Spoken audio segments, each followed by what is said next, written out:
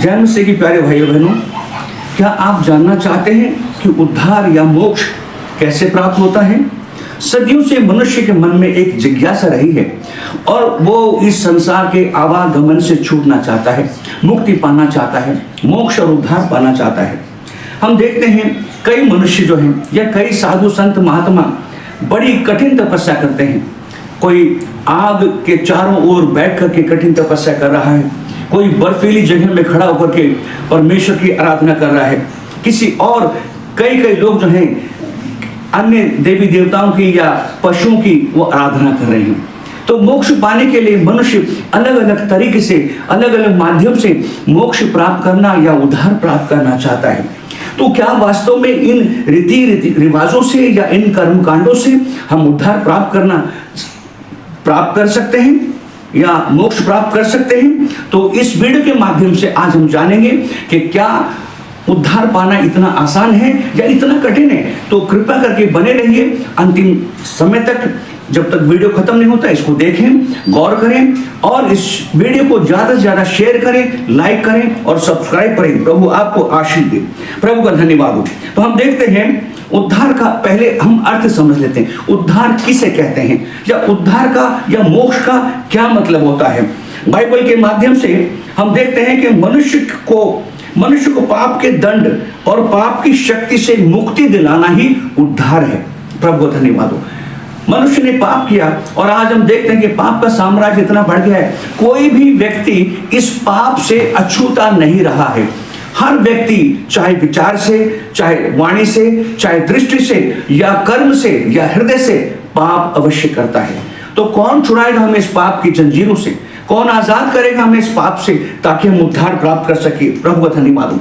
रोम की किताब उसका 6 अध्याय और 23 वचन में परमेश्वर का वचन ऐसे कहता है, क्योंकि पाप की मजदूरी तो मृत्यु है, परंतु परमेश्वर का वरदान हमारे प्रभु यीशु मसीह में अनंत जीवन है। प्रभु का धन्यवाद हो। बाइबल स्पष्ट करती है, इब्रानियों की किताब उसका 9 अध्याय और 22 वचन में हम इस प्रकार पढ़ते हैं, और व्यवस्था के अनुसार प्रायः सब वस्तुएं लहू के द्वारा शुद्ध की जाती हैं और बिना लहू बहाए क्षमा नहीं होती। मेहरबानी से इस बात पर गौर कीजिए, बिना लहू बहाए पापों की क्षमा नहीं हो सकती है। प्रभु का धन्यवाद हो। तो यदि हमारे पापों की क्षमा नहीं हुई है तो हम उद्धार कैसे प्राप्त करेंगे या मोक्ष कैसे प्राप्त करेंगे? बड़ा जटिल है, बड़ा असंभव है। प्रभु का धन्यवाद हो। लेकिन हमारे परमेश्वर के लिए जो असंभव का परमेश्वर है, कुछ भी बात असंभव नहीं। वो मनुष्य रूप लेकर के दुनिया में आया और पूरी मानव जाति को बचाने के लिए उसने क्रूस पर अपना प्राण दे दिया।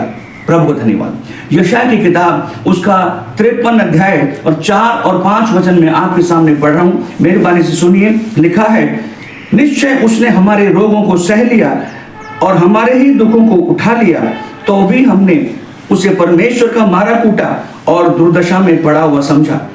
परंतु वह हमारे ही अपराधों के कारण घायल किया गया, वह हमारे अधर्म के कामों के हेतु कुचला गया, हमारी ही शांति के लिए उस पर ताड़ना पड़ी कि उसके कोड़े खाने से हम लोग चंगे हो जाएं। प्रभु धन्यवाद हो।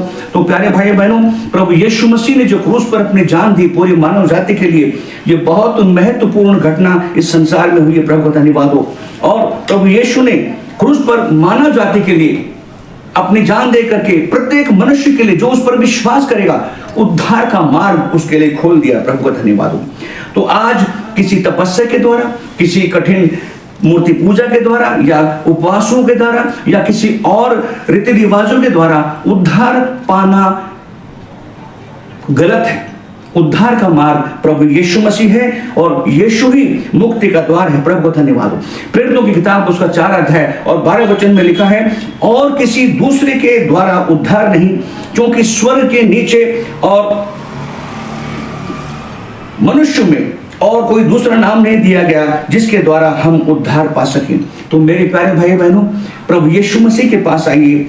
आपकी जो गुलामी की जंजीर की बेड़ियां हैं वही तोड़ सकता है, वही आपको आजाद कर सकता है और वही आपको उद्धार दे सकता है। प्रभु को धन्यवाद हो। तो रीति रिवाजों में से बाहर निकलिए, सत्य को जानिए, क्योंकि वचन कहता है तुम सत्य जानोगे, सत्य तुम्हें स्वतंत्र करेगा और सत्य प्रभु यीशु मसीह है। प्रभु यीशु का अनुग्रह आप सबके साथ हमेशा बना रहे।